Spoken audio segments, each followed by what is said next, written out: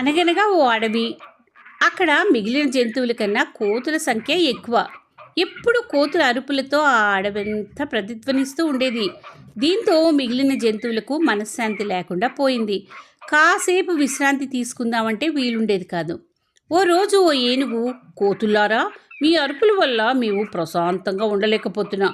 మీ గోల మాకు తలనొప్పిగా మారుతుంది. ఇదిలా కొనసాగితే మేము ఊరుకో అని హెచ్చరించింది. ఏనుగు హెచ్చరికలతో కోతులని కొన్ని రోజులు మౌనం పాటించాయి. మళ్ళీ 2 రోజులు అవగానే వాటి గోల మామూలే.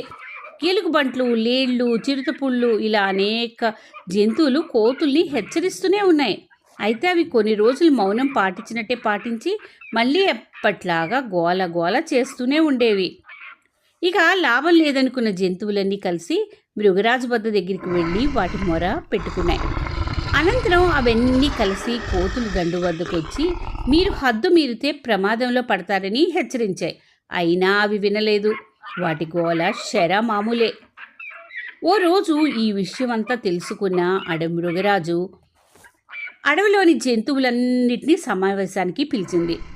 సాయంత్రం కల్లా అన్ని జంతువులు మృగరాజు గుహ వద్దకు సమావేశానికి వెళ్ళాయి.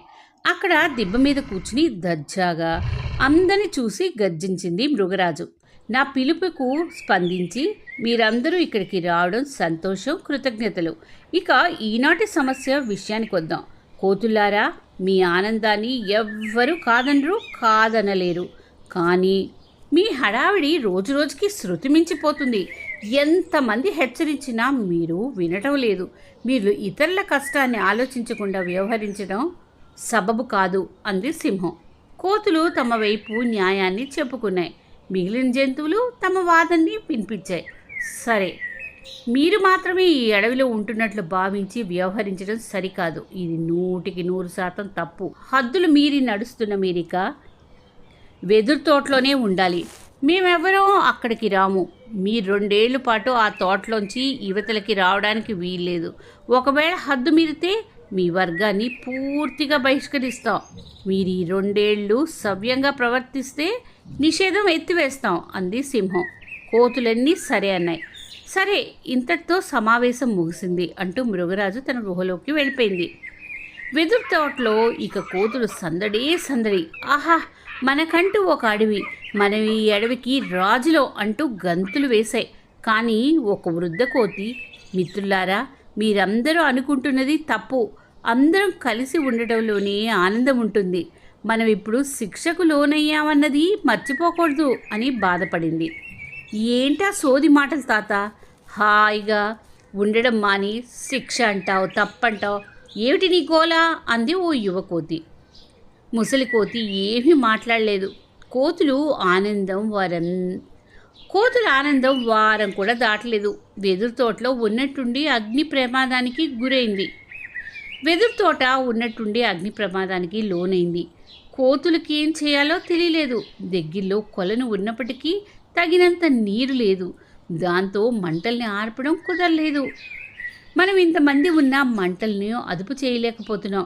ఇది ఇలా కొనసాగితే ఈ వెదురు తోటంతా బుగ్గిపాలవుతుంది. మనలో చాలా కోతులు కూడా చచ్చిపోతాయి. అప్పుడు మనం ఎక్కడ ఉండాలో అన్నది కూడా కష్టమైపోతుంది అని కొన్ని కోతులు ఆందోళన వ్యక్తం చేశాయి. మనందరం వెళ్ళి మృగరాజుని ఆశ్రయిద్దాం. మంటల్ని అదుపు చేయడానికి సహకరించమని కోరుకుందాం అంది వృద్ధ కోతి. కోతులన్నీ కలిసి మృగరాజు దగ్గరికి వెళ్ళి తమ బాధని చెప్పుకున్నాయి. మృగరాజు కోతుల మాటలని విని ఏనుగులను వెదురు తోటకు పంపించి మంటల్ని ఆర్పడానికి ఏనుగుల్ని పంపించింది.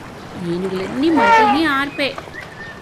మీరు కానీ ఆదుకోకుంటే మా బతుకు ఉండేదే కాదు. వెదురు తోటంతా బూడిదైపోయింది. మీ మీరు ఎప్పటికీ మరువలేంది. అందరికీ కృతజ్ఞతలు. మాకంటూ ప్రత్యేకంగా ఏ అడవి వద్దు.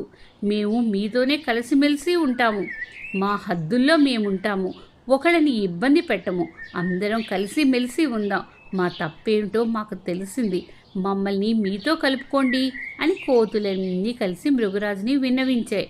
అప్పుడు మృగరాజు, సరే, తప్పు తెలుసుకున్నారుగా, ఇక మనందరం